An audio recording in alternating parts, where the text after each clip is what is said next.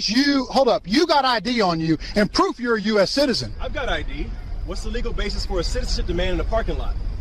Here I ask questions, not you. Are you a citizen? Yes, I'm the county sheriff. You're gonna regret it real quick. The ICE agent stepped into Sheriff Darius Whitaker's space beside the SUV and treated the parking lot like his personal checkpoint. Citizenship proof. Right now. No reason given that made sense. No clear allegation, just pressure. Whitaker didn't rush to satisfy him. He kept his hands visible and asked for the legal basis. He also asked whether he was being detained or free to leave. The agent ignored the question and repeated the demand. Whitaker handed over his driver's license and then his sheriff credentials, the kind of thing that ends misunderstandings fast. It didn't end anything. The agent looked at the credentials, dismissed them, and kept pushing like the only acceptable outcome was Whitaker scrambling to prove himself. A phone went up from a few cars away. Another person slowed near the storefront and watched. That's the moment you could tell this wasn't about law. It was about control. Quick pause. Where are you watching from? Country or state? Drop it in the comments. And if you watch these stories because you're tired of authority getting used like a weapon, hit like and subscribe. This one turns into a real accountability problem. Now rewind. Midday traffic filled that plaza lot like any other day. Coffee shop line, pharmacy pickups, people moving in short bursts, then disappearing back into cars. Cameras sat on corners of the buildings, pointed at entrances, covering most of the lanes without anyone thinking about it. Whitaker had come in off duty, plain clothes, no marked unit, no entourage, just errands. He parked, stepped out, and stayed near his vehicle for a minute while checking something on his phone. Nothing about his behavior suggested danger. No shouting, no confrontation, no looming around other cars. Agent Grant Heller entered from the far side on foot, not responding to a call, not finishing a stop. He walked with a locked-in posture that said he'd already decided what this was. He didn't circle, he didn't observe. He went straight at Whitaker. A normal officer starts with questions. Heller started with authority. He framed the contact as an immigration check immediately. He acted like he had the right to demand citizenship proof just because he felt like it. That's where the constitutional line showed up fast. In public, in a parking lot, the government doesn't get to treat people like paperwork dispensers without a lawful basis. Whitaker knew that. He also knew something else. When someone tries to run you over with authority, the story gets rewritten later, unless you lock down the facts in real time. So he did what seasoned law enforcement does when something feels off. He controlled his tone. He controlled his movements. He forced the encounter into clear categories. Whitaker asked for the legal basis. He asked whether he was being detained. He kept his voice even, like he was speaking for a recording, because he assumed there was one. He wasn't wrong. Heller refused to answer cleanly. He stayed vague while acting like compliance was mandatory. That's a common dodge. Keep it fuzzy so you can claim later it was consensual even while you box someone in. Whitaker didn't accept fuzz. He provided identification first. Then he added his sheriff credentials. It was an easy off-ramp. Any competent agent could have verified it through standard channels in minutes. Dispatch, database, supervisor call. Pick one. Heller chose none of them. Instead, he treated the credentials like they didn't count. That told everyone watching what mattered to him. Verification wasn't the goal. Dominance was. A bystander, Jasmine Patel, started recording early. She didn't announce it. She didn't argue with anyone. She just held the phone steady.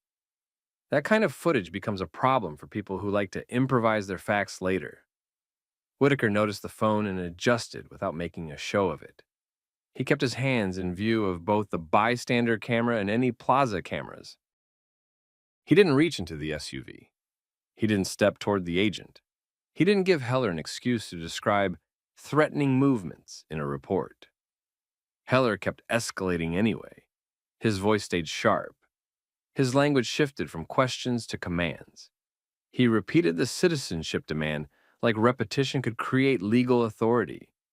He started acting like Whitaker's calm questions were attitude. That's the chess game right there. Heller tried to reframe professionalism as defiance. If he could label Whitaker uncooperative, he could justify pushing harder. Whitaker didn't bite. He kept the focus on standards.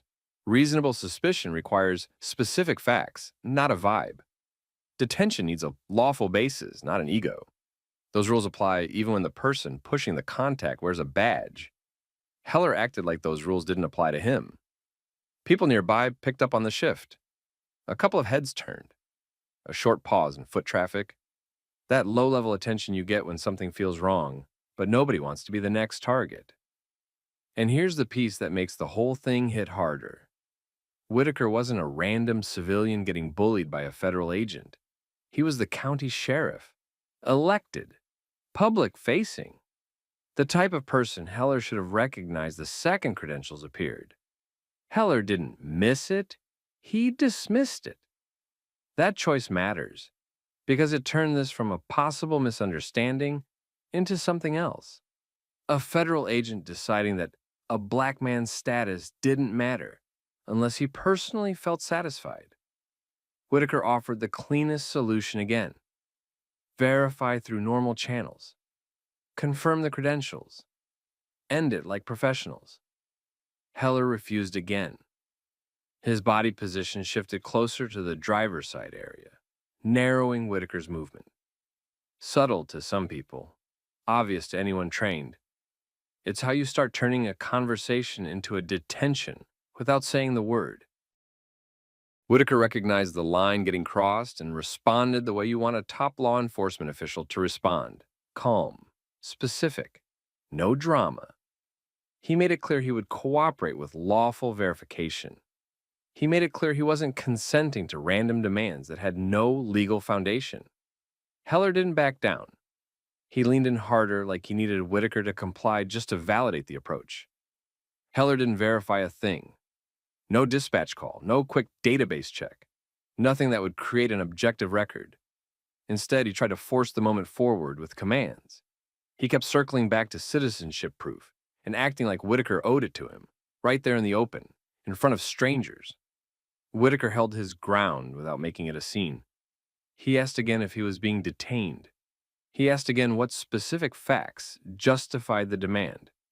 He pointed to the credentials already in the agent's hands and pushed the obvious fix. Verify through standard channels. Heller avoided every clean answer. He kept talking like the authority itself was the reason. Body position changed next. Heller edged into the space by the driver's side area, close enough that Whitaker couldn't just step away without bumping him. That's how a conversation becomes a detention without anyone saying it out loud. Jasmine Patel's phone stayed up. Steady recording, no commentary. That's the kind of witness officers hate, because it doesn't get distracted and it doesn't get emotional. Heller started giving step-by-step compliance instructions that didn't match a voluntary contact. Hands placement, where to stand, what to produce. He tried to make Whitaker perform submission so the scene would look justified from a distance. Whitaker didn't argue every instruction. He stayed focused on the legal threshold. Detention needed reasonable suspicion. Reasonable suspicion needed articulable facts. Heller still hadn't offered one. At that point, Heller made it explicit in everything but words.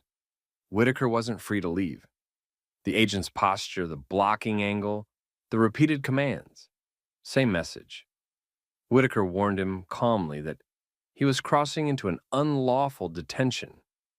He told Heller he would cooperate with verification. He would not cooperate with a made-up checkpoint. That's when Heller reached for him, not to guide him away from traffic, not to protect anyone. The grip went to control. A wrist grab first, then a pull, like he wanted Whitaker repositioned for restraint. Whitaker didn't swing, he didn't jerk away. He tightened his arms, kept his hands visible, and made sure the bystanders could see he wasn't resisting. Smart move, Officers who escalate like this love to write resistance into the report later. Heller escalated anyway. He talked over Whitaker's attempts to explain. He dismissed the sheriff credentials again, framing them as irrelevant. In that moment, he made his real position obvious. Whitaker's identity didn't matter because Heller didn't want it to matter. Then came the slip that changed the whole tone. Heller justified his suspicion by leaning on how Whitaker looked and how he didn't match what a sheriff should be. He didn't use a slur. He didn't need one. The bias sat in the logic. Appearance first, facts later, verification never. You could feel the crowd react. A couple people moved closer without realizing they were doing it. Someone else backed away like they didn't want trouble. Jasmine adjusted her framing to capture hands and faces at the same time. Heller pulled out cuffs. Whitaker stayed controlled.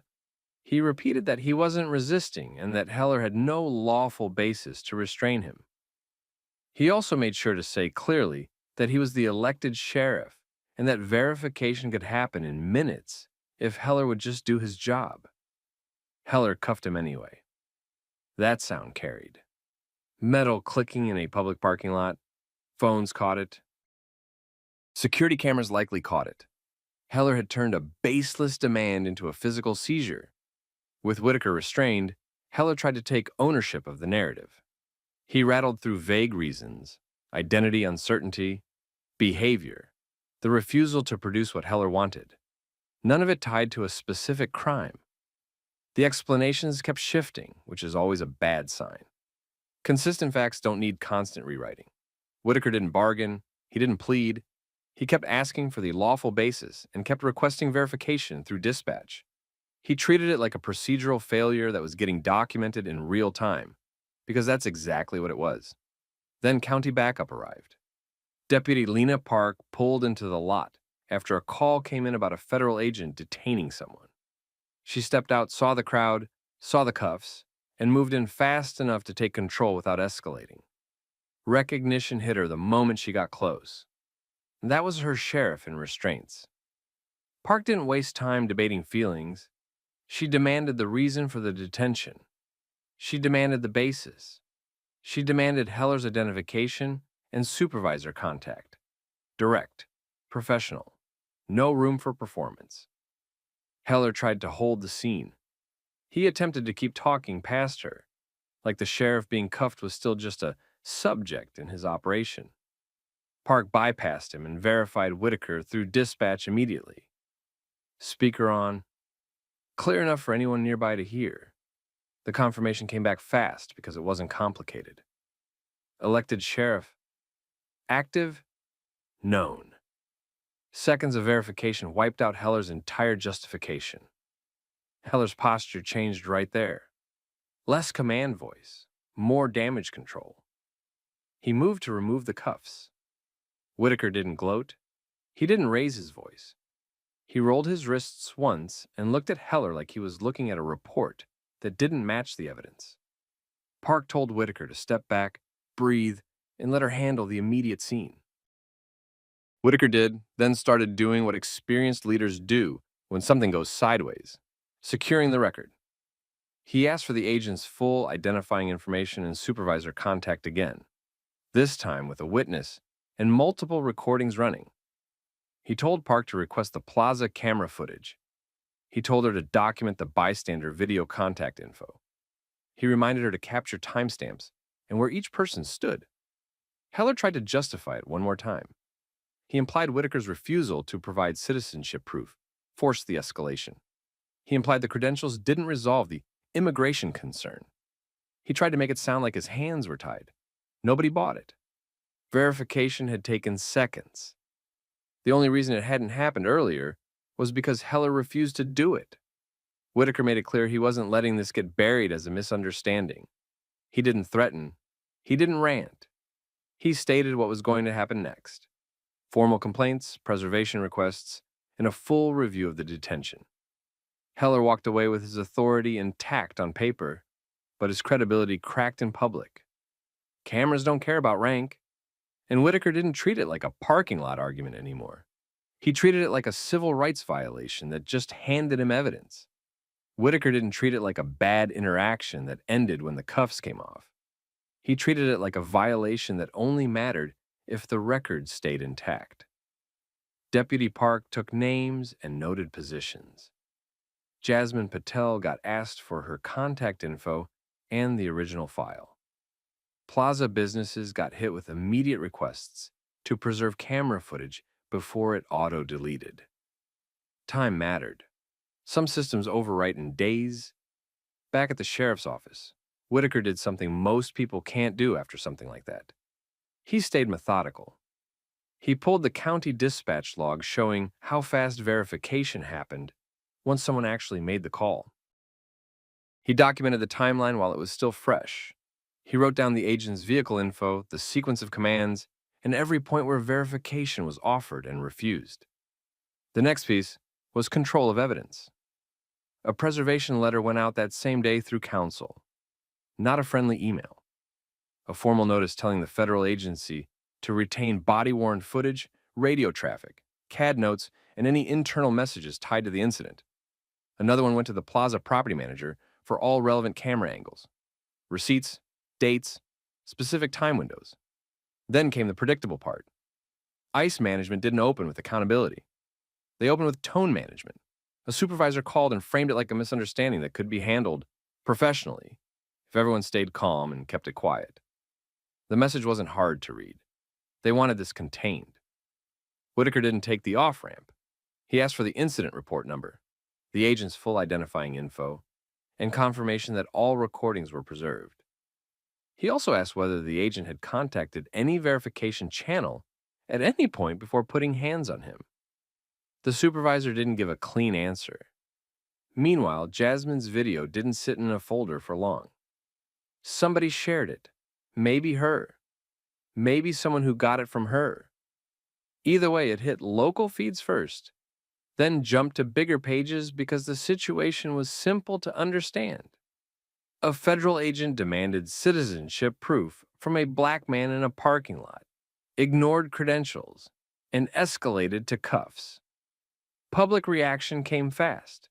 Not just outrage, recognition. People had their own stories and didn't need a lecture to connect the dots. Local reporters called the sheriff's office for comment. Whitaker didn't hide. He kept it tight. He confirmed the basics, confirmed the existence of video, and confirmed that his office was preserving evidence and pursuing review. That's when the agency tried to build a narrative. Heller's initial paperwork painted the contact like a routine check with safety concerns. It leaned on vague language, behavior, noncompliance, unable to verify identity, the usual. The problem was the timeline it didn't support it. Video showed Whitaker provided ID and credentials early. Dispatch logs showed verification happened in seconds once Park called. The agent hadn't used the obvious channels before escalating. Those facts sat there like a brick. Whitaker's attorney, Aisha Monroe, built the case the way these cases have to be built, not by arguing feelings, by pinning down contradictions. She pulled the exact timestamps from the bystander video. She matched them to the dispatch verification time. She requested Plaza camera footage to cover what the phone camera didn't. She demanded any government recordings and communications tied to the encounter. She logged every delay. ICE didn't hand everything over quickly. That also wasn't surprising. Requests got slow-walked. Responses came in pieces. Some items got flagged as unavailable or under review. Standard friction. Monroe didn't get stuck in that lane. She filed formal complaints through multiple channels at once. Civil rights complaint, oversight complaint, internal review request. Each one created a paper trail that couldn't be brushed off with a phone call. Then the lawsuit got drafted. The core wasn't complicated. Unreasonable seizure, detention without reasonable suspicion, restraint without probable cause, racially driven suspicion dressed up as immigration enforcement. The demand for citizenship proof became central because it showed what the encounter was from the first seconds. Whitaker also made a strategic choice. He didn't frame it as, "they embarrassed me." He framed it as, "they'll do this to anyone," and it happened to someone with training, resources, and evidence. That moved the story out of ego and into rights. More witnesses came forward after the clip spread. A man near the pharmacy entrance said he saw the grab and the cuffs.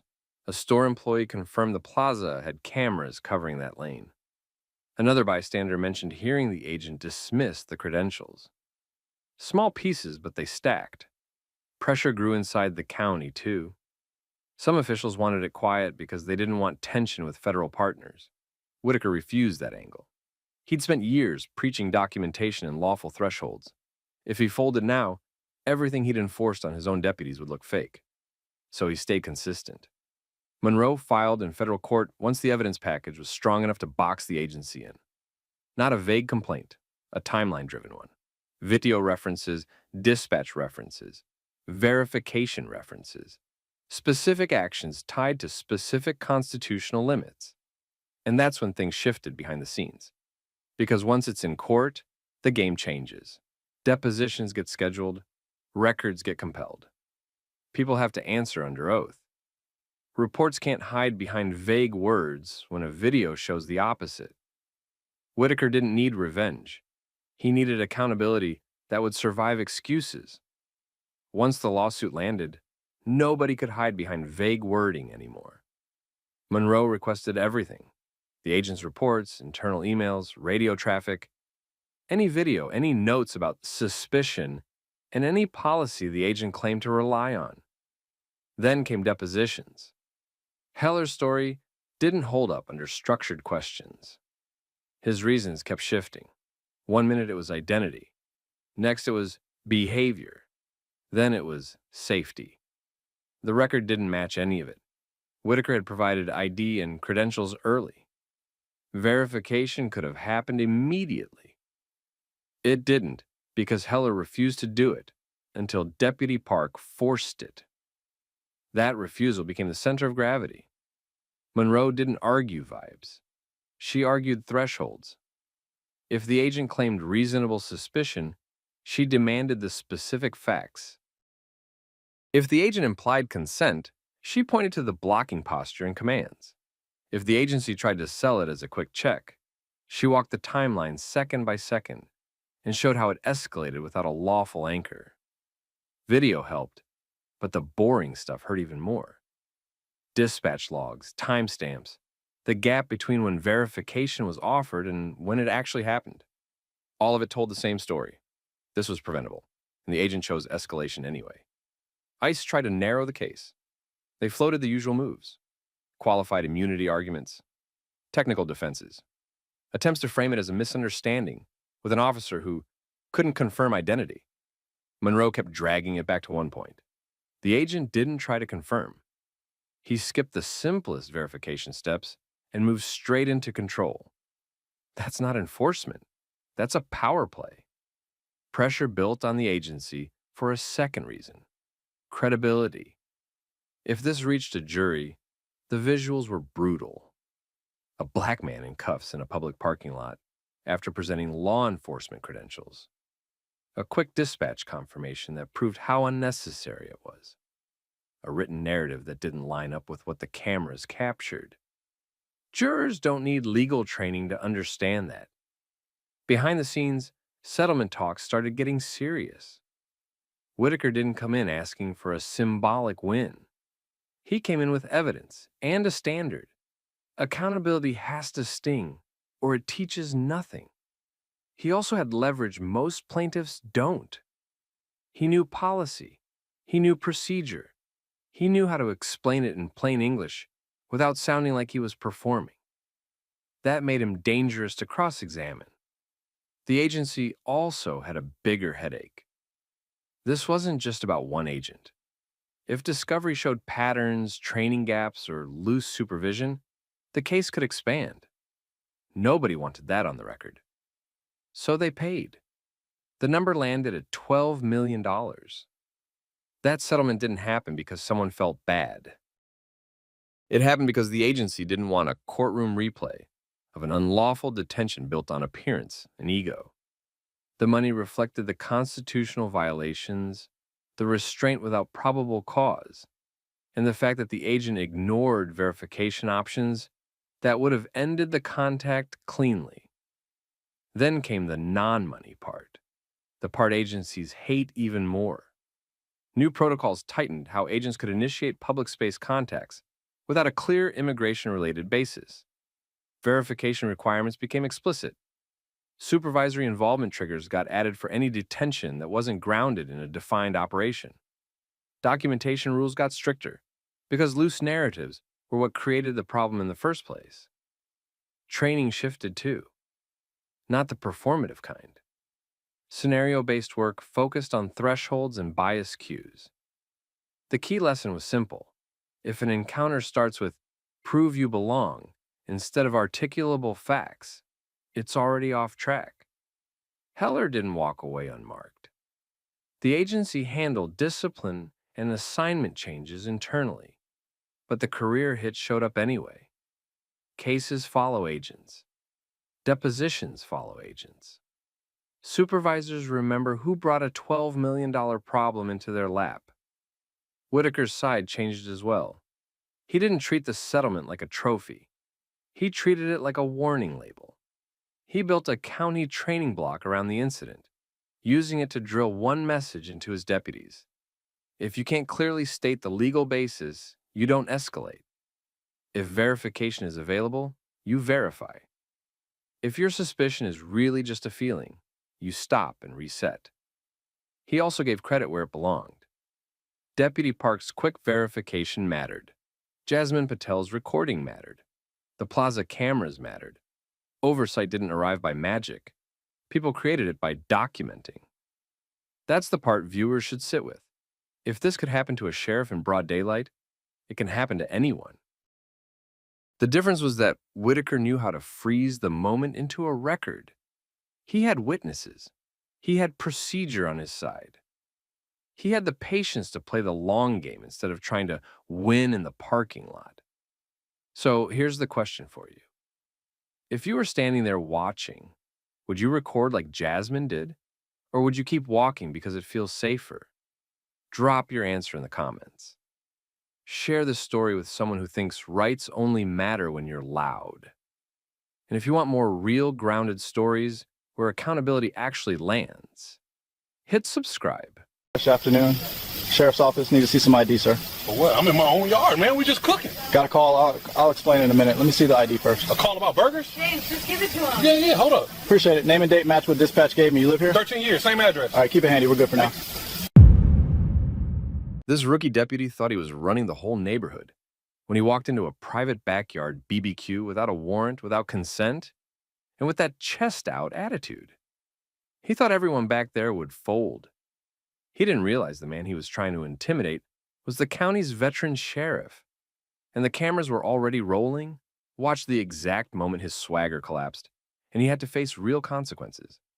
Drop where you're watching from in the comments. Country, state, city, I read them. And if you like stories where people stay calm, know their rights, and force accountability, hit like and subscribe. These situations don't fix themselves. People make them get fixed. Now rewind a second, because this didn't start with a crime. It started with a normal Saturday and two deputies who confused a badge with permission. Sheriff Marcus Bennett had the kind of house that made sense for someone who'd spent decades in law enforcement. Not flashy, set back a bit.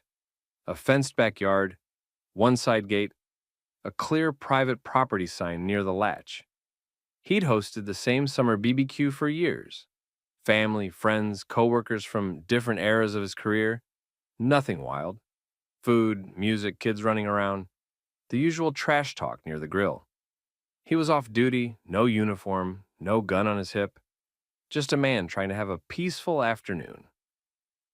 Most of the guests were black. That matters because it shaped what happened next. You could feel it in how fast the deputies went from checking to controlling. A neighbor had called in something vague, the kind of call that creates trouble because it's built on vibes, not facts. Noise complaint, suspicious gathering, cars parked, smell of smoke. The dispatcher sent 2 patrol deputies from the county unit. Deputy Tyler Crane was the kind of rookie who treated every call like a stage. Big energy, loud presence. He'd been on the road long enough to know how to talk, like he was in charge, but not long enough to know when to slow down and ask the right questions.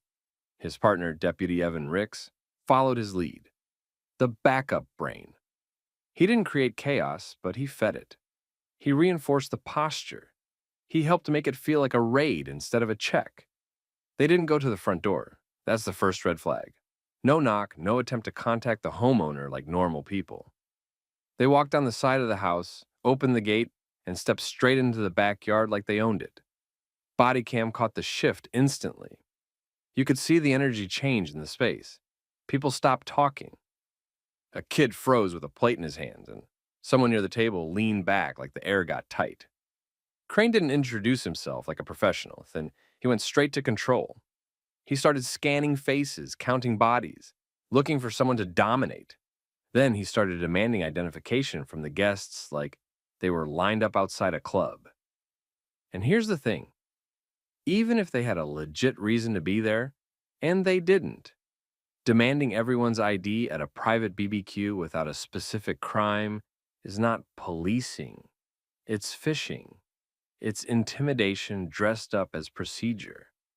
Ricks hovered behind him, watching reactions, ready to step in. You know that stance. Hands near the belt, weight forward. The posture that says they want someone to give them a reason. Crane focused on the people who looked least likely to fight back. Older relatives, younger guys who didn't want drama. He threw out consequences, detention, interference. The usual, the words that don't mean much unless people panic. Then Bennett moved. At first, he wasn't rushing in. He watched from a few steps back, not because he was scared, because he was reading the situation like he'd done 1,000 times. He looked at where the deputies entered. He looked at how they addressed his guests. He looked at the fact that nobody had invited them back there. He stepped forward and asked the most basic question any homeowner has the right to ask: what business they had entering a fenced backyard. Crane tried to flatten him with authority. He leaned on the idea that a badge equals access. He acted like the deputy's presence automatically made it a lawful investigation. Bennett didn't match the volume. He didn't puff up. He didn't give the deputies the emotional fight they were hunting. He stayed calm and started doing something that makes bad policing fall apart fast. He started asking for specifics: call reason, reported crime, probable cause, consent, exigent circumstances, who gave permission to open a gate and enter the curtilage of a home. Crane didn't have answers. He had attitude. So he reached for the weak excuse. The one deputies love when they've got nothing solid. He claimed they smelled something suspicious. That's when you could tell Bennett's patience moved from annoyed homeowner to professional accountability mode. Because the smell excuse didn't match the scene. No emergency. No screaming, no danger, no active crime visible. Just a family event. And the deputies were standing in the middle of it, demanding IDs like they'd found a criminal operation. Crane slipped into the line that exposed the real motive. Not evidence, not public safety. Just assumptions about a group of black people gathered in one place. He didn't say it in a polite way. He said it like the yard itself looked guilty. That was the mask-off moment. You could feel it. Guests went quiet in a different way. Not confusion, recognition. Bennett didn't argue the social side of it. He didn't lecture. He did what smart people do when they want consequences. He made it procedural. He told them they were trespassing. He told them they entered without consent. He told them they were escalating a non-incident into a constitutional violation. And then he delivered the sentence that changed the whole temperature. He identified himself as Sheriff Marcus Bennett. Not in a dramatic way, not for show. Calm, flat, direct, name and role. The kind of introduction that doesn't need volume. You could see it hit Crane in real time. His shoulders dropped a fraction. His eyes shifted. He stopped scanning the crowd and started scanning for exits. His voice changed. Less command, more uncertainty. Ricks reacted too. He stopped moving like backup and started moving like a witness. He looked at Crane, then at Bennett, then down at the gate like he suddenly remembered how they got there. Bennett didn't give them time to spin a story. He didn't let them retreat and rewrite the narrative later. He forced the accountability to happen while the cameras were still capturing everything. He ordered them to call a supervisor to the scene immediately, not later. Not, we'll talk at the office. Right there. Real-time documentation. That's how you prevent the quiet cover-up. That's how you stop the report from turning into a fairy tale. Crane hesitated. You could see him weighing the options. Push back and risk insubordination against the sheriff. Or comply and accept that he'd just created a problem with a Bodycam timestamp. He complied, and Bennett made it tighter. He instructed them to keep their cameras on. He asked for the call notes. He wanted to know exactly what had been dispatched and exactly what they were claiming justified entry. He wanted it on record while everybody's memory was fresh and the scene was intact. One of Bennett's relatives, Rochelle, had already been recording pieces on her phone from the side, not in anyone's face, just enough to capture the posture, the demands, the tone. Redundant coverage. Smart. Because Bodycam doesn't always malfunction when there are multiple angles. At that point, the deputies stopped acting like hunters and started acting like employees caught breaking policy. The supervisor, Sergeant Dana Holloway, arrived with the posture of someone expecting a routine mess. That posture changed as soon as she realized who the homeowner was and where her deputies were standing.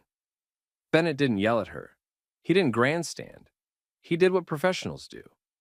He briefed her in a tight sequence. Entry point, no knock, no consent, demands for ID, flimsy justification, biased language, escalation during a peaceful gathering. And he emphasized the key fact. The deputies had created the incident. Holloway asked for the original complaint details. Bennett wanted the dispatcher contact and CAD notes preserved. He wanted the body cam flagged. He wanted a supervisor summary completed that day. No wiggle room. Crane tried to soften his earlier posture. He tried to reframe it as a safety check. Holloway didn't bite. She asked him direct questions. Why the backyard? Why no front door contact? What exigency? What crime? Crane had nothing but vibes, and vibes don't hold up when the person demanding accountability is the sheriff.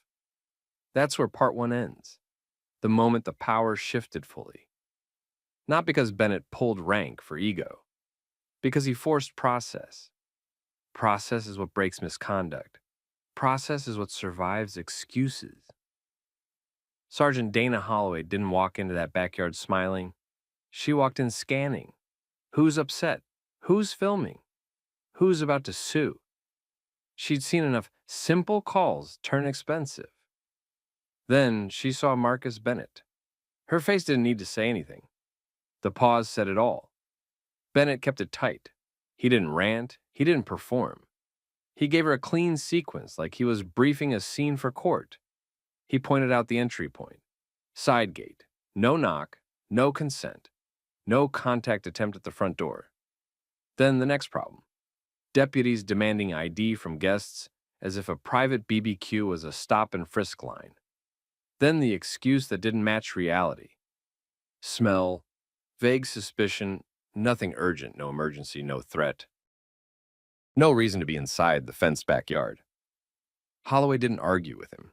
She turned to Crane and Ricks and started asking questions that forced specifics.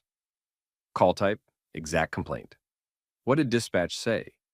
What did they observe before entering the yard? What was the legal reason to open a gate and step into the home's curtilage? Crane tried to reset the tone.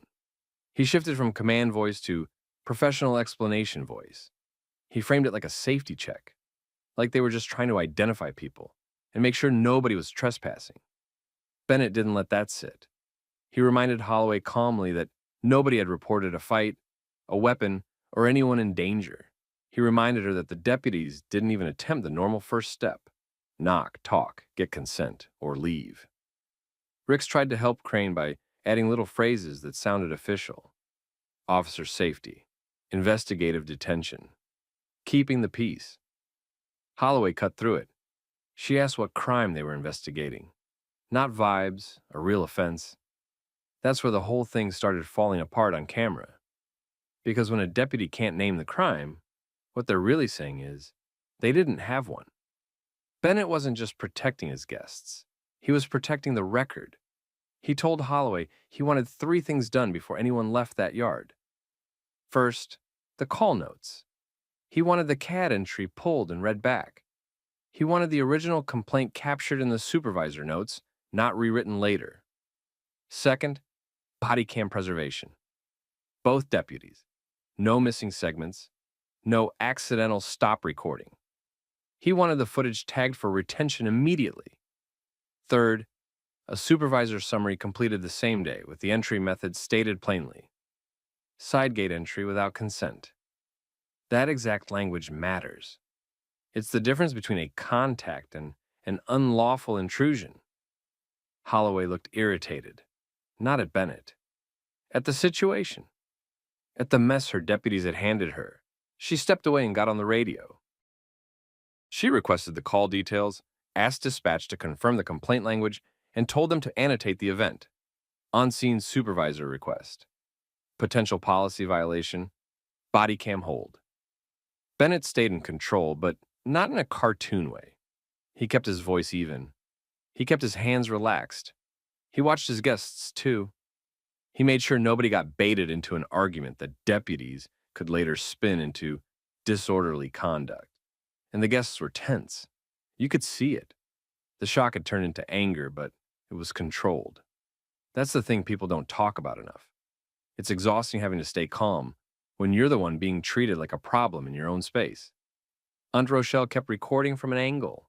Not in faces, not antagonistic, just documenting. She wasn't trying to win an online moment. She was trying to make sure nobody could lie later. Holloway came back with a short version of the call. It was exactly what Bennett expected. It wasn't a crime report. It was a complaint built on assumptions, noise, people, smell of smoke, cars, nothing urgent. Now the deputies had a new problem. Their entry looked worse. They couldn't hide behind, "We were responding to an emergency." There was no emergency to cite. Crane tried one more move. He tried to make the homeowner's questions sound like resistance, like Bennett was interfering, like he was creating a scene. That tactic works on regular people because most people get intimidated by the threat of arrest. It didn't work here. Bennett didn't argue. He simply insisted Holloway document that Crane had demanded IDs from guests without a stated crime and without reasonable suspicion tied to specific individuals. He didn't call Crane names. He didn't speculate. He kept it fact-based. That's how you build a case that survives internal politics. Holloway finally did what good supervisors do when they realize the body cam is a liability. She took control of her deputies. She told them to step back, stop engaging guests, and let her handle it. She then spoke to Bennett like a professional, not like a defensive coworker. She acknowledged the entry issue. She told him she'd generate an incident report and initiate review. She confirmed the footage would be preserved. Crane stood there, quiet. You could see the calculation running in his head. He wanted to keep face, but he couldn't. Not with Bennett in front of him. Not with Holloway writing. Not with cameras on. Bennett didn't gloat. He didn't threaten. He gave Holloway one more instruction that mattered. He told her to ensure the deputies left the way they entered, without lingering, without comments to guests, without retaliatory warnings. Clean exit. No extra harm. Holloway walked them out, and as they moved toward the gate, you could see the shift in posture again. Earlier, Crane had walked in like he was inspecting property he owned. Now he moved like he was trying not to be noticed. Smaller steps, less eye contact. That little stiff nod people do when they realize they crossed a line. The BBQ didn't bounce back right away. That's real. People tried to laugh again, tried to pick up plates, tried to restart music. But the mood had changed. Everyone knew it could have gone sideways fast if Bennett wasn't who he was. Later that night, Bennett didn't just let it cool off. He worked the accountability angle like a veteran. He contacted the department's command staff through official channels, not personal favors. He requested the incident number. He requested confirmation in writing that the footage was placed on hold. He requested that internal affairs be notified, not as a threat, but as procedure. He didn't rely on verbal promises. He didn't rely on trust. Paper beats promises. By the next day, the story moved. Quietly at first, guests talked. Family group chats lit up. People shared what they could seen, how the deputies had walked in, who they targeted, how quickly it turned into an ID demand line. Then the clip started circulating in the community. Not the whole thing. Just the moment where the deputy's energy flipped after Bennett identified himself. That's always the part that spreads first, because it exposes the ugly truth in 1 second. Respect wasn't about behavior. It was about status. And the department couldn't ignore it, because now this wasn't a complaint filed by some citizen. It was the sheriff's home, sheriff's guests, sheriff's direct order for documentation, supervisor on scene, bodycam hold, multiple recordings. The chessboard was set, and the deputies had already made their move. By Monday, the department couldn't treat it like a small complaint. There was an incident number. A supervisor had responded. Bennett had requested body cam preservation on scene. Guests had phone video. Dispatch records existed. And the homeowner was the sheriff, which meant this wouldn't get handled quietly and buried. Internal Affairs opened a case that day. Bennett didn't push it through back channels. He did it the way he expected any resident to be taken seriously. He requested the case number, the assigned investigator, and written confirmation that all related footage was being retained. From there, the investigation followed the timeline, not opinions. IA focused on decision points. Why the deputies skipped the front door. Why they opened a side gate into a fenced backyard. What they observed before entering. What crime they believed was occurring. Why they demanded identification from guests. Whether any exigent circumstance existed, Crane's written explanation leaned on broad phrases like safety and investigating suspicious activity. The footage didn't support the framing.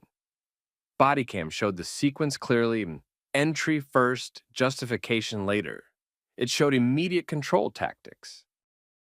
It showed ID demands without tying suspicion to any specific person. It showed escalation without a threat. And it captured the line that revealed the mindset behind it. IA pulled the dispatch audio and CAD notes. The original call wasn't an emergency. No report of violence. No weapon. No person in danger. It was a vague complaint about a gathering, noise, cars, and smoke. That made the backyard entry harder to justify. Next came witness interviews. Bennett gave his statement, then guests gave theirs. Their accounts lined up: peaceful events, sudden entry, aggressive tone, ID demands, and pressure tactics that didn't match the situation. Sergeant Holloway's on-scene response mattered too. She had taken control when she arrived and documented the issue, which made it harder for the deputies to rewrite the story later. Command staff reviewed the footage as part of the process. That's when the department had to decide whether it was going to defend the entry or admit it was wrong and discipline it. The discipline landed in tears.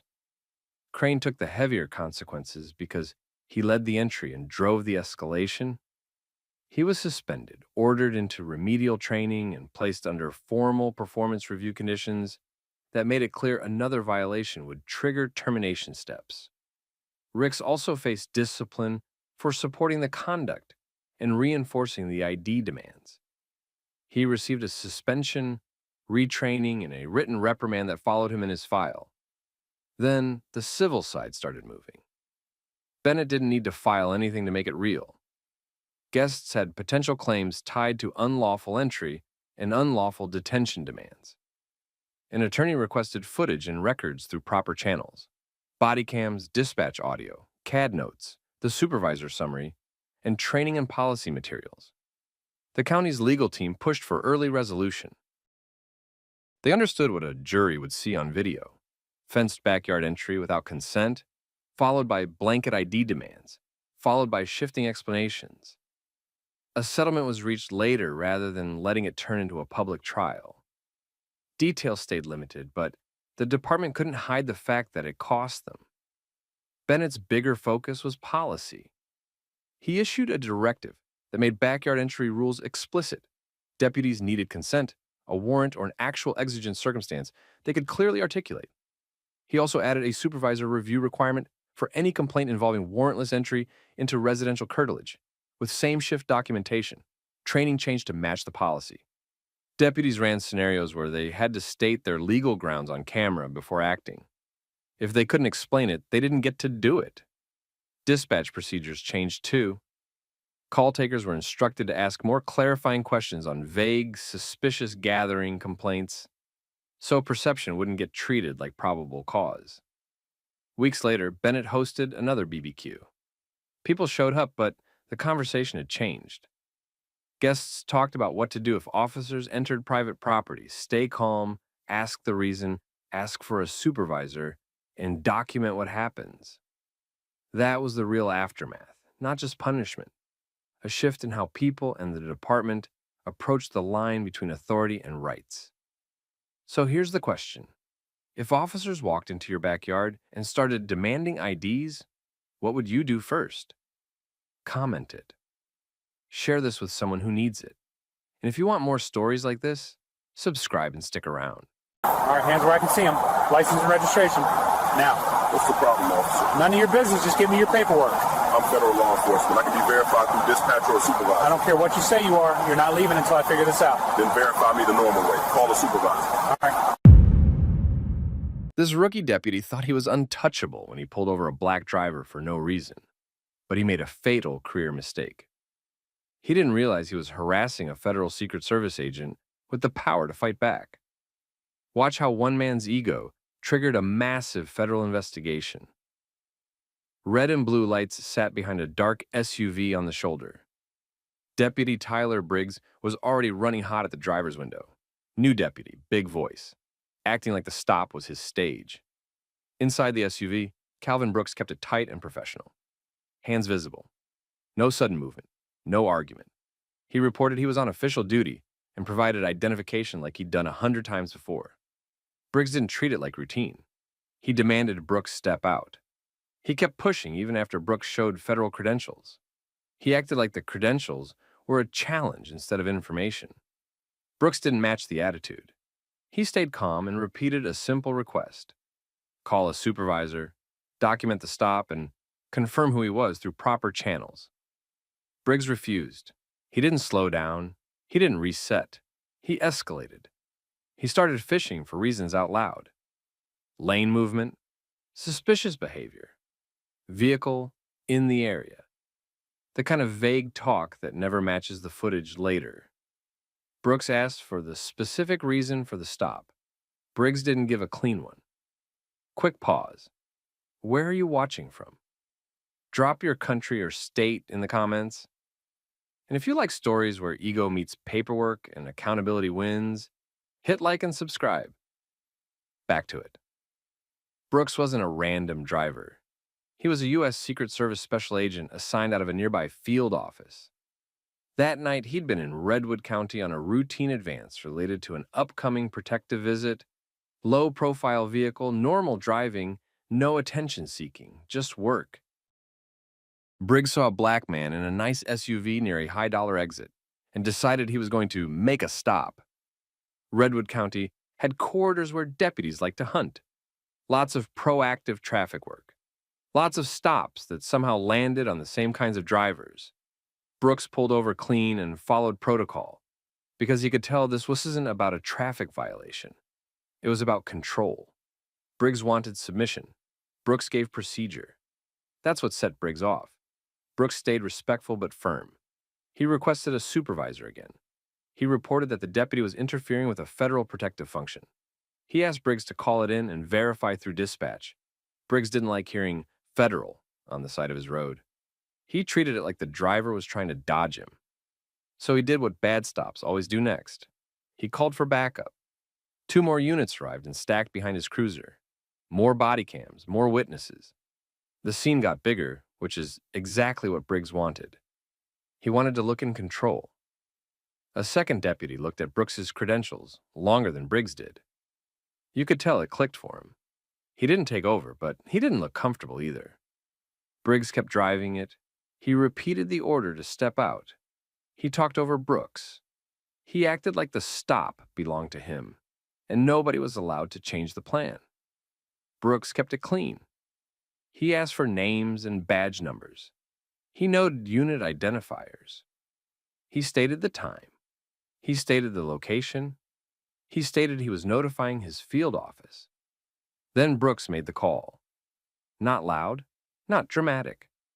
Just a direct notification to the Secret Service field office that a county deputy had initiated a baseless stop, escalated after federal identification, and was interfering with an active protective-related assignment.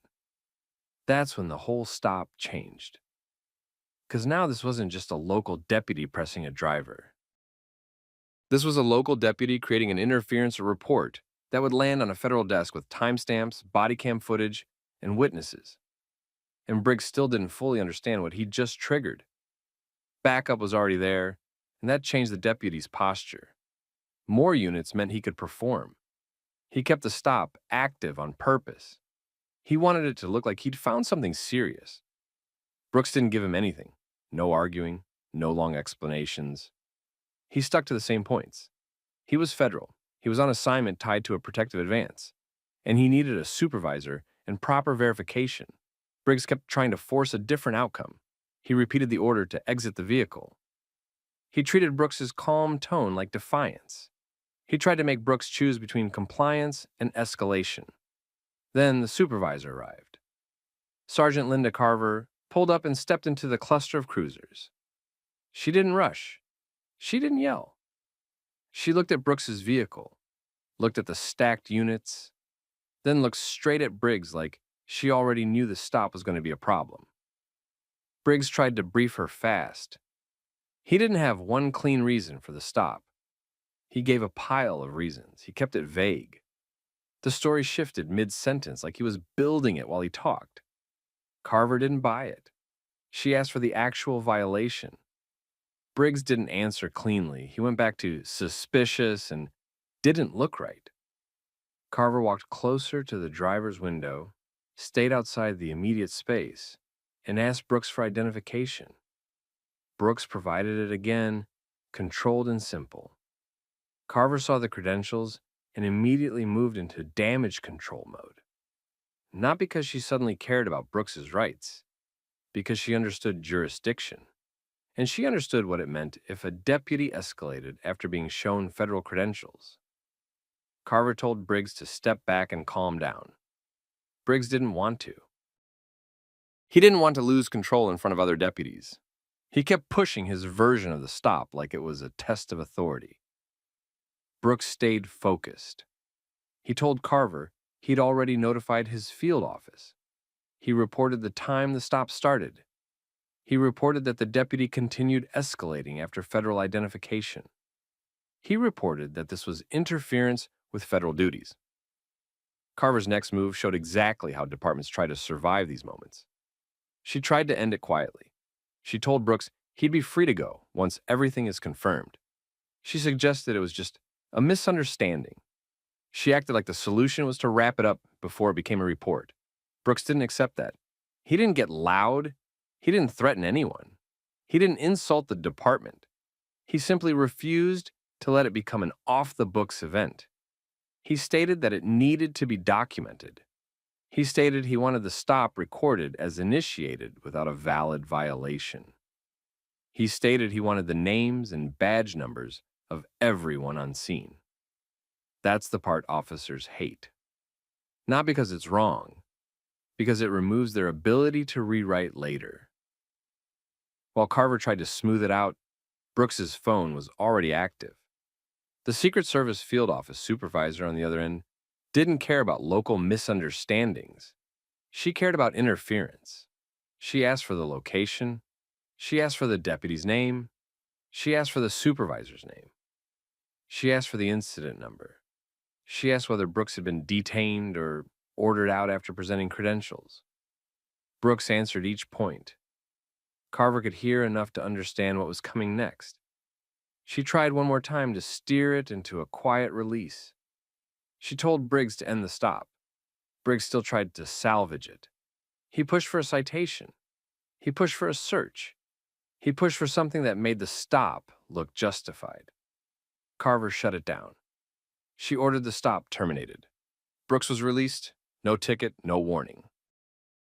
No apology, just an awkward, "you're free to go" vibe that didn't match the way the stop started.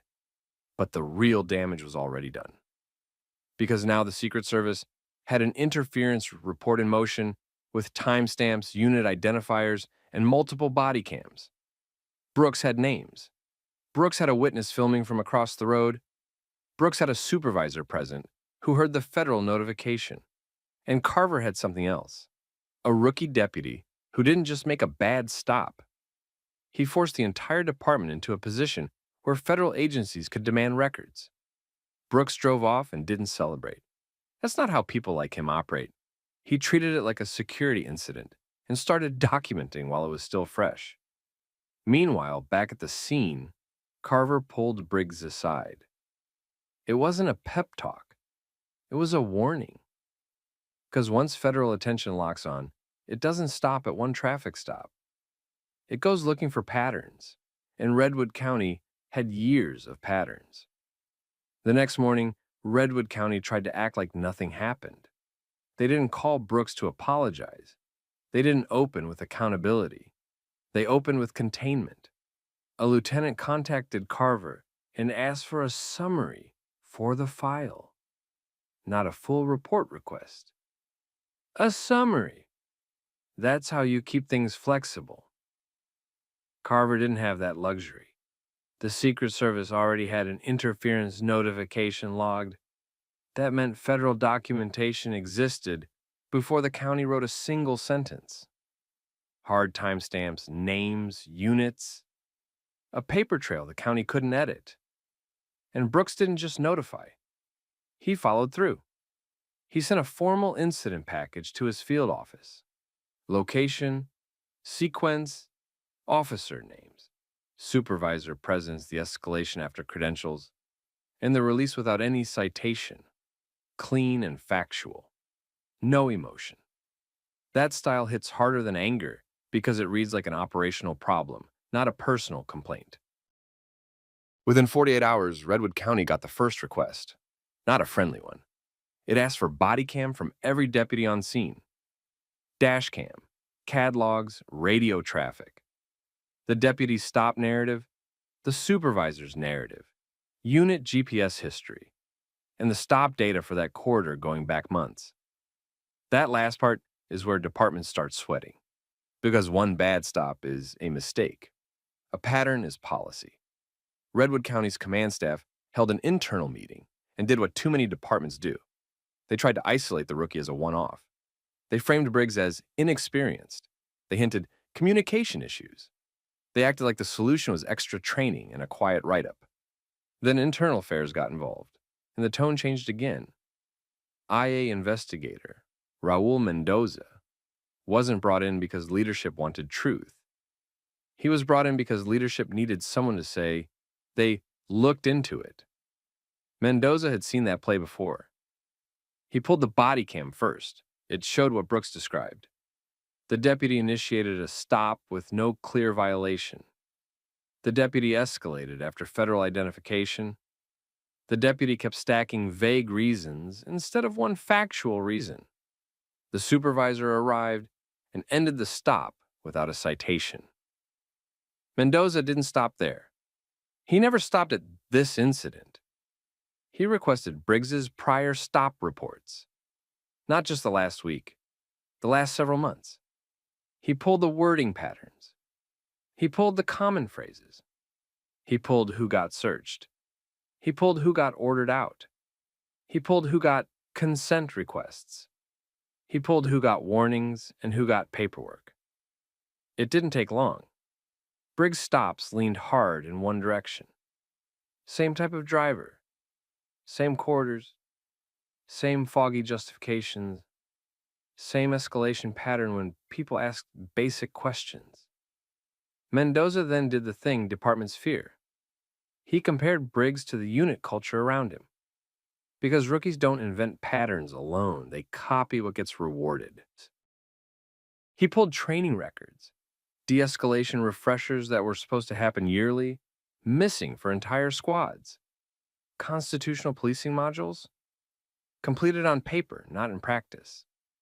Complaint handling, repeated not sustained outcomes with thin documentation. Then he pulled citizen complaints and internal notes. And that's where the rot showed itself. The county had been collecting complaints about racial profiling for years. The complaints didn't disappear, they just got managed. Same language in the closures, same vague findings, same supervisors signing off. No corrective action, no monitoring, no meaningful retraining, no policy updates. Mendoza found an internal list of hot areas where deputies were encouraged to be proactive. It wasn't written as a racist document. It didn't need to be. It was geography coded as suspicion. The exit near the resort, the road by the gated communities, the stretch that fed into older black neighborhoods. Stop volume wasn't the only thing that spiked there. Search rates spiked. Order to exit rates spiked. Consent requests spiked. And the hit rate didn't match the aggression. Lots of intrusion, not much contraband. That's a classic profiling footprint. Then a deputy talked. Not at first, not proudly. Evan Cole had been around long enough to know what the department did when heat came in. They protected the top and sacrificed the bottom. He saw how quickly leadership started positioning Briggs as the lone problem, even though the corridor tactics were older than Briggs's academy graduation. Cole sat with Mendoza and confirmed what the stats already hinted. Briggs wasn't acting alone. He was acting like a deputy trying to fit in. He'd been encouraged to make stops. He'd been praised for being aggressive. He'd been told the corridor was where the work is. He'd been taught which drivers needed checking without anyone saying it out loud. And now a federal agent had been the one to trigger the alarm. That's what made this different. A local resident complaint could be ignored. A federal interference report couldn't. That's when the Department of Justice stepped in. The U.S. Attorney's Office requested materials. Department of Justice Civil Rights asked for broader data sets, not just Briggs. Stop demographics, search demographics, use of force reports tied to traffic stops, complaint records, training compliance, supervisory review practices. Department of Justice didn't care about Redwood County's feelings. Department of Justice cared about whether the department ran a pattern of unconstitutional policing. And the more Redwood County tried to limit the scope, the more it looked like concealment. Mendoza completed his internal findings and sent them up. The conclusion was simple. Briggs made the stop. Briggs escalated it. But the department's training gaps, supervision failures, and long-standing stop patterns set the stage. That's the part leadership couldn't talk their way out of. Because once you prove leadership knew about repeated complaints and did nothing, the case stops being about one deputy. It becomes deliberate indifference. And deliberate indifference is how you get federal oversight, massive civil exposure, and years of records dragged into court. By the end of that week, Redwood County wasn't asking, how do we discipline Briggs? They were asking, how far back are they going to look? Redwood County tried to end it fast. They fired Deputy Tyler Briggs within 2 weeks and pushed a statement that made him sound like the only problem.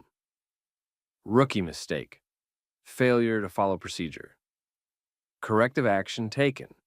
They wanted the headline to be simple. Department of Justice didn't accept simple because the federal request didn't stop at Briggs. They widened. They pulled 5 years of stop data, then 10. They asked for every complaint tagged profiling, traffic stop, search, attitude, failure to identify reason, even when the department had closed them as not sustained. They also pulled internal emails and supervisor notes. That's where departments get hurt. Numbers show patterns. Messages show intent. And the pattern was clear. Stops clustered in specific corridors, same neighborhoods, same exits, same demographics taking the hit. The searches didn't line up with results. High intrusion, low discovery, that's not good police work. That's harassment dressed up as enforcement. Then came the training and supervision failures. The department claimed it had policies. Department of Justice and IA looked at what actually happened. Missing refreshers. No meaningful audits. Supervisors signing off on vague narratives. Complaint outcomes that repeated the same language like a rubber stamp. Redwood County's shield wasn't just the badge. It was the routine. Deny, close, move on. The Secret Service interference report broke that routine. Because Agent Calvin Brooks didn't just complain. He documented. He stayed controlled. He put the event into federal channels with timestamps and names, while the stop was still fresh. That forced Redwood County into a fight on a field they didn't control. Civil lawsuits came next. Not just Brooks's case. Other drivers came forward after the news hit local groups and social feeds. People who'd been stopped in the same corridor. People who remembered the same vague reasons and the same pressure tactics.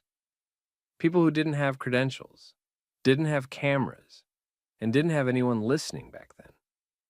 The county's legal strategy cracked in public.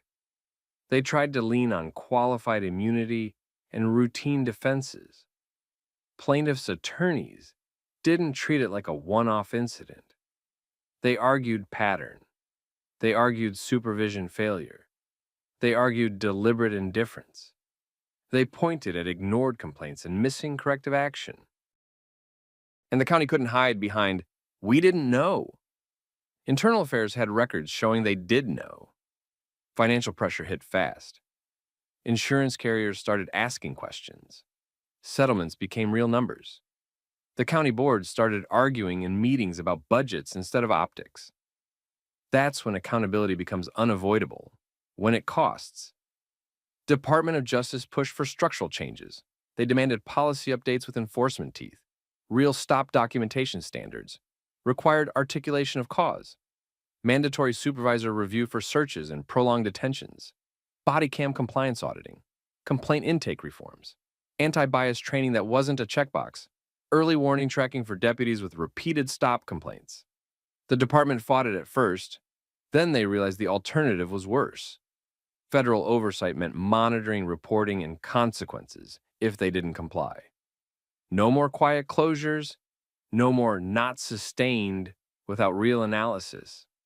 No more hiding patterns behind paperwork. Command staff tried to protect themselves. Some blamed the rookie, some blamed the climate, some blamed misunderstandings. Department of Justice kept dragging it back to one question. Why did this keep happening with no correction? That's how a rookie's ego dismantled a whole department's comfort. Because Briggs wasn't some mastermind. He was a symptom. He acted like he'd been taught. He acted like he'd seen others act. He just did it to the wrong person on the wrong night with too many cameras running. Brooks's personal outcome stayed straightforward. He didn't do interviews for attention. He didn't tour the story. He did what professionals do. He cooperated with investigators. He provided documentation. He answered questions. He let the process do the work. He also made one thing clear in his statements.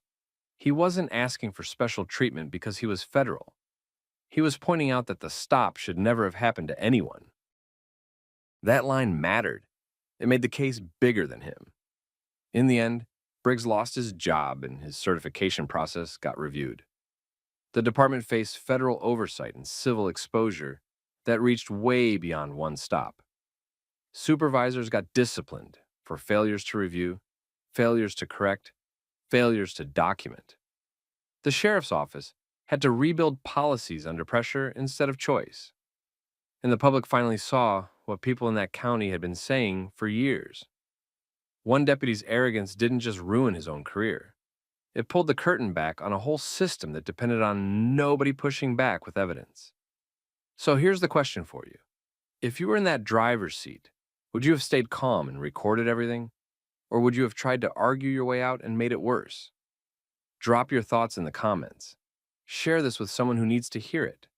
And if you want more stories where accountability actually lands, subscribe to the channel. All right, what's your name? What are you doing Sir, over what here? happened? Why you asking? You seem suspicious. That's enough for me to talk to you. Talking is fine, but there is no legal reason for demanding my personal information. If you keep playing games, I can take you to jail for obstruction. This officer thought he found an easy target, but he just committed professional suicide. He didn't realize the man he was illegally detaining was a high-profile civil rights attorney who knew the law better than the chief of police. Watch the exact second his ego shattered when he finally understood his career was over. Where are you watching from? Drop your city or state in the comments. And if you like stories where cameras and the law expose bad policing, hit like and subscribe. Now back to it. Officer Travis Rourke already had Marcus Bennett in a detention outside a parking structure near the courthouse district. Close enough to box him in, loud enough to perform authority, confident enough to assume nobody would challenge him. Marcus didn't move much, hands visible, body still. He kept his voice controlled because he knew the game. If Rourke could trigger a reaction, he'd label it as resistance and turn the whole encounter into a justification. Marcus asked if he was being detained and what specific crime Rourke suspected. Straight to the point. Rourke didn't give a clear reason. He went with vague, suspicious talk and kept issuing commands like that alone was a legal basis. Marcus didn't argue emotions. He started building a record. He stated that he didn't consent to any search. He stated that Rourke had not articulated reasonable suspicion. He stated that he would comply with lawful orders while not answering investigative questions beyond what the law required. That's when Rourke's tone changed. He stepped closer, got sharper, tried to make Marcus feel small. He started hinting at arrest, using obstruction-style language. Without any real obstruction happening, it was pressure. That's all it was. Marcus stayed steady and kept documenting out loud for the camera. He framed what was happening as a Fourth Amendment seizure. He noted that extending a detention without a stated basis creates liability. He kept his words clean and specific because later this would matter more than anything Rourke was saying. Marcus then asked for Rourke's name and badge number. Rourke refused. That refusal wasn't a minor detail. It's the kind of decision that turns a bad stop into a deliberate one. And it's the kind of thing departments hate seeing on video because there's no innocent explanation for it. Marcus stated that the refusal to identify would be included in a formal complaint and any legal action that followed. No threats, just a fact. Here's what Rourke didn't understand yet. Marcus Bennett wasn't a random citizen trying to talk his way out. He was a civil rights attorney with a track record, the kind of attorney who sues departments for unlawful stops and retaliatory threats, the kind of attorney who knows exactly how these encounters get defended in court and how to cut those defenses off at the knees in real time. Marcus had been in the courthouse area for work, routine, normal day. Rourke didn't have a dispatch call, no matching suspect description, no report from a business owner, no victim pointing anyone out. He made the stop off a look and a feeling, then tried to force it into legality through dominance. He kept pushing for information Marcus didn't have to give. He hovered near Marcus's pockets and personal items like he wanted consent without asking for it. Marcus shut that down. He repeated that he didn't consent. He repeated that Rourke needed a lawful basis to continue. Short sentences, clear boundaries. Then Rourke made the mistake that changed everything. He moved toward Marcus's wallet area like he could just take control of Marcus's property and call it procedure. Marcus didn't yank away or make sudden moves.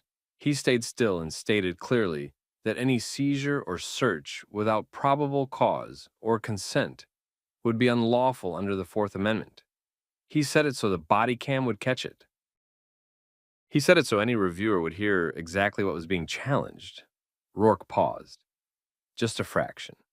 His confidence didn't disappear, but it cracked. Because now he was dealing with someone who wasn't guessing, wasn't scared, and wasn't speaking in generalities.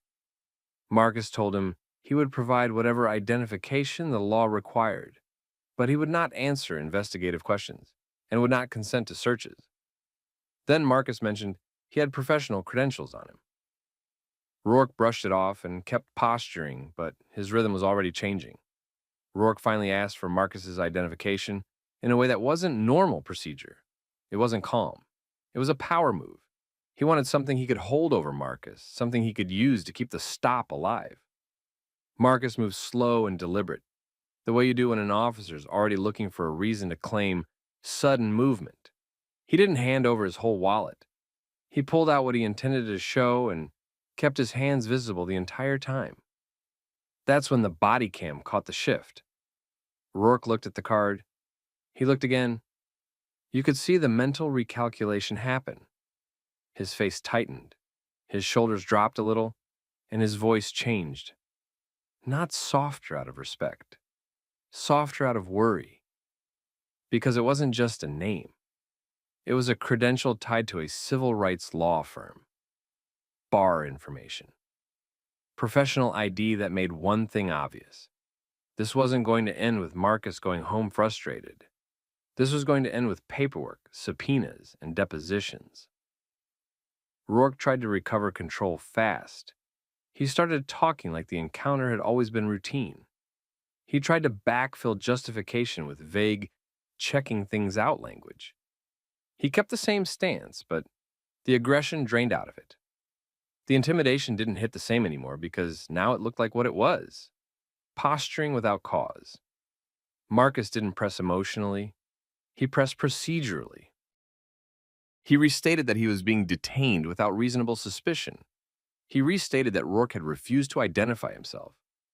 He restated that he did not consent to any search. He made sure the camera had it all in one clean sequence, like he was organizing evidence in real time. Rourke then made his second major mistake.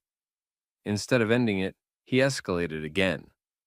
He leaned on the "I can arrest you" angle, trying to force Marcus into compliance through fear. He implied obstruction again. He implied failure to cooperate. He kept fishing for something he could write down later to justify the stop. Marcus didn't give him anything. He didn't argue side issues. He didn't debate attitudes. He kept it tight. He asked for a supervisor, and Rourke resisted the idea at first. You could tell he didn't want someone else stepping into a scene he'd already contaminated.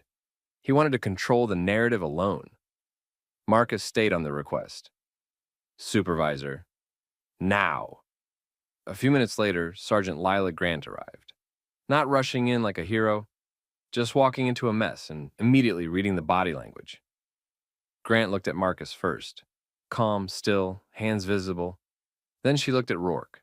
Tight jaw, defensive stance, over-explaining before she even asked. Grant asked what the reasonable suspicion was. She didn't ask for vibes. She asked for the legal basis. Rourke gave a messy answer. He tried to frame it as suspicious behavior. Then he tried to frame it as matching something. Then he tried to frame it as refusing to answer. He bounced between reasons because none of them were solid, and every change made it worse. Grant asked if there was a call for service. There wasn't. Grant asked if there was a description from dispatch. There wasn't. Grant asked what specific crime he suspected at the time he initiated the stop. Rourke didn't have one that held up. Marcus took that opening and locked the record in. He stated that he had asked multiple times if he was being detained and for what crime, and Rourke never articulated reasonable suspicion. He stated that Rourke refused to provide name and badge number. He stated that Rourke threatened arrest, while refusing to provide a legal basis. He stated that the detention had extended beyond any permissible brief inquiry. Grant didn't look happy, not at Marcus, at the situation. She asked Rourke again for his identifying information to be provided. Rourke hesitated. Then he gave it, but it sounded forced, like someone complying with a demand he couldn't dodge anymore. Marcus requested an incident number or call reference. He requested confirmation that Bodycam was active and would be preserved. He requested that any footage from nearby city cameras be retained as well. That last part mattered, because it told everyone on scene Marcus knew how evidence disappears when nobody asks early. Grant then did the thing Rourke should have done at the start. She ended the detention. No apology from Rourke. No accountability in the moment. Just an attempt to leave before the damage fully registered. Marcus didn't chase him. He didn't gloat. He didn't need to. He finished with one clear line that landed because it was accurate. He told them Rourke didn't stop a suspect. He created a liability. Grant separated the scene, released Marcus, and pulled Rourke aside. Not for a quiet coaching moment. For containment. Because now there was a supervisor who had heard the lack of reasonable suspicion with her own ears. A supervisor who had seen the refusal to identify. A supervisor who knew this wasn't defensible. And within hours, the second camera hit the internet. A local resident, Jenna Ortiz, had filmed from her porch when she heard the tone. Her clip showed the posture, the crowd spacing, the officer's proximity, and the moment the whole vibe shifted after Marcus's credential came out. By the time the department understood what was circulating, people weren't asking, "What happened?" They were asking, "What are you going to do about it?" The department tried to get ahead of it that night, not with accountability, with damage control.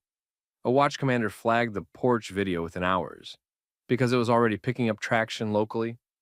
Then the Bodycam request hit. Then people started tagging the department and the city. The clip didn't need context. You could see the posture and hear the escalation pattern. You could see that the reason came after the control. By the next morning, Internal Affairs didn't treat it like a routine complaint. IA opened a formal investigation immediately. They pulled Rourke's body cam, the supervisor's body cam, and whatever street and garage cameras were in range. They logged it. They locked it down. No, we'll review it when we can. They knew what this was. Because the problem wasn't one rude officer. It was how clean the violation looked. Marcus didn't wait around either. He did what he always did. He built the case while the adrenaline was still fresh and the timeline was still easy to prove. He documented the time and location. He documented the duration of the detention. He documented the requests he made for reasonable suspicion, identification, and supervisor response. He documented the refusal to provide badge information until a supervisor arrived. He documented the threats of arrest tied to his questions. He also sent preservation notices fast, not dramatic, practical. Preserve body cam, preserve dispatch logs, preserve CAD entries, preserve any city camera footage, preserve disciplinary history for the officer, preserve training records. That's how you stop the usual game where evidence can't be located 3 weeks later. By day 2, the city attorney's office was in the loop. They weren't thinking about feelings. They were thinking about exposure. Qualified immunity depends on a department being able to argue the officer's actions were reasonable under clearly established law. This wasn't gray. This wasn't split-second decision. This was an officer initiating a detention without articulable reasonable suspicion, escalating with threats, refusing to identify, and trying to turn basic questioning into a reason to arrest. That's the kind of set of facts that gets officers personally named in federal complaints. That's the kind of set of facts that turns a city into a checkbook. IA interviewed Sergeant Grant early. That mattered, because she arrived, asked for the legal basis, and got nothing usable. Her statements were going to match the video. No wiggle room. Then Internal Affairs interviewed Rourke. He tried the usual script. Officer safety, suspicious behavior, non-compliance. I was conducting an investigation. He tried to stack vague terms on top of each other until it sounded like procedure. Internal Affairs didn't accept it. They compared his words to the video and the timestamps. They compared his claimed reason to the lack of a call. They compared his escalation to Marcus's calm behavior. They compared his refusal to identify to policy. They compared the threats to training standards. Then, they pulled his history. Not because they needed it to prove this incident. They didn't. They pulled it because this kind of behavior rarely shows up for the first time on a day with multiple cameras. Within a week, the department took an unusual step. They didn't place him on the standard administrative leave cycle and let it sit. They removed him from duty and moved straight into termination proceedings. Fast. That speed tells you how bad the footage was. Departments don't move quickly unless they feel trapped by evidence. The termination packet hit multiple violations at once, and it wasn't vague. Unlawful detention without articulable reasonable suspicion, escalation inconsistent with de-escalation and professionalism policy, threatening arrest without probable cause and using arrest threats to compel speech, failure to identify properly when requested, and refusal to provide badge information until forced. Conduct unbecoming, including antagonistic posture and tone that escalated the encounter.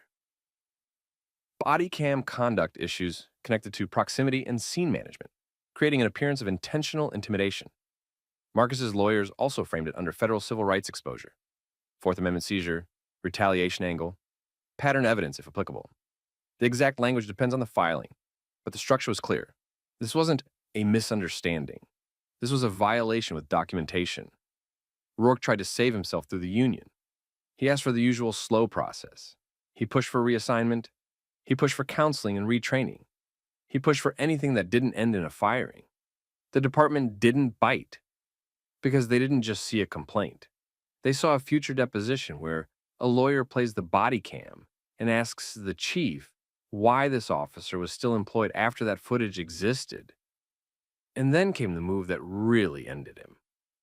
The department forwarded the case to the state's peace officer standards body for decertification review. That's the gatekeeping layer. If they pull certification, you can't just hop to the next town and start over. That process isn't instant, but the recommendation itself is a public signal. The department believes this officer should never work as a cop again. Meanwhile, the public side got louder. Local advocates started requesting stop data and complaint data. Reporters asked for prior discipline. Community members posted their own stories. The department's social media comments turned into a scoreboard, and Marcus stayed quiet publicly. That's how you know it's serious. When a civil rights attorney doesn't perform for the internet, it usually means he's letting the filing speak. By the time the termination became official, the question wasn't whether Rourke messed up. It was how the department ever let him work the street like that in the first place. By the time the city tried to calm everyone down, it was already too late. The video had done what statements can't do. It showed the sequence. It showed the control first and the justification later. It showed an officer trying to create a reason while a calm citizen kept asking for the one thing that matters, lawful grounds, and Marcus didn't let it drag out. He filed fast. Clean timeline, clear allegations. Fourth Amendment unlawful detention. Retaliatory threats tied to protected speech. Policy failures shown on camera. Supervisor confirmation that no real basis existed. Multiple angles of footage. Preservation notices already sent. Dispatch and catalogs already requested. The city attorney's office reviewed it and saw the same problem IA saw. They weren't defending a close call. They were defending a recorded violation. So they moved into settlement posture early. Not because they wanted to do the right thing, because trial discovery would be worse. Depositions would be worse. A jury would see the same body cam the public saw. And Marcus was the exact person who'd know how to make that footage look even worse in court. That's why the settlement got finalized this week. It was big. Not just because Marcus was a high-profile attorney, but because the evidence was strong and the city's defenses were weak. The agreement covered damages for the unlawful detention, attorney's fees, and additional compensation tied to the retaliatory threats and the refusal to identify. It also included non-monetary terms the city didn't want to negotiate in public, but couldn't avoid. Because Marcus didn't just want money, he wanted systems to change in writing. Now let's talk about what happened to Rourke. The department didn't get to hide behind training issue. They fired him.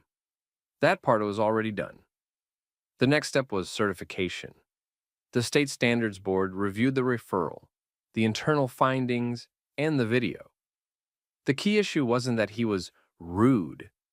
It was that he used police authority without lawful grounds, escalated when challenged, and refused basic identification while threatening arrest without probable cause. That's exactly the kind of conduct that certification systems are supposed to block. The result, Rourke lost his peace officer certification.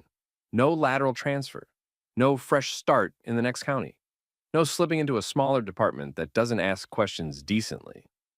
Without certification, he couldn't legally serve as a sworn officer anywhere in that state. And most agencies won't touch someone with that record, even where transfers are technically possible.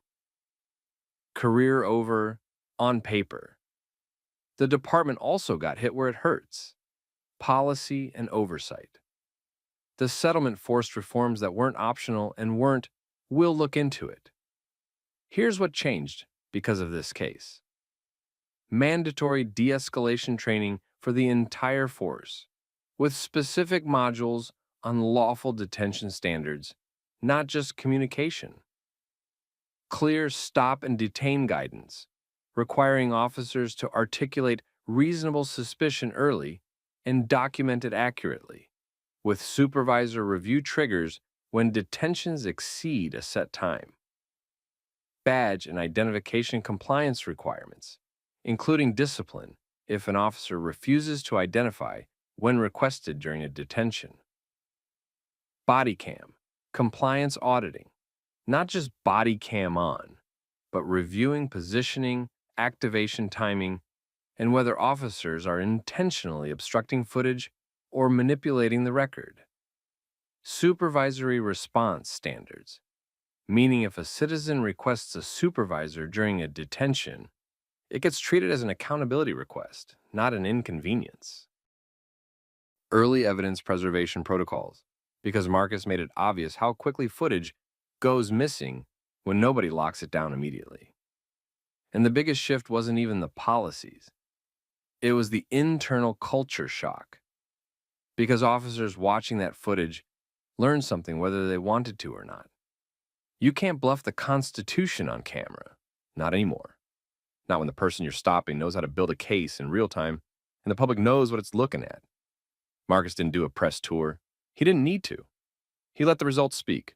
Fired officer, decertified officer, settlement check, policy reforms, mandatory training, supervisor accountability, a department forced to write down rules they used to treat as suggestions. And here's the lesson that landed hardest. Technology doesn't create justice by itself. A camera alone won't stop a bad stop. What balances the scale is the mix: recording plus knowledge, oversight plus documentation, calm plus precision. That's why this officer's ego didn't just get bruised. It got audited. Now I want to know what you would have done. Would you have stayed calm like Marcus did? Would you have asked for a supervisor? Would you have started documenting out loud for the camera?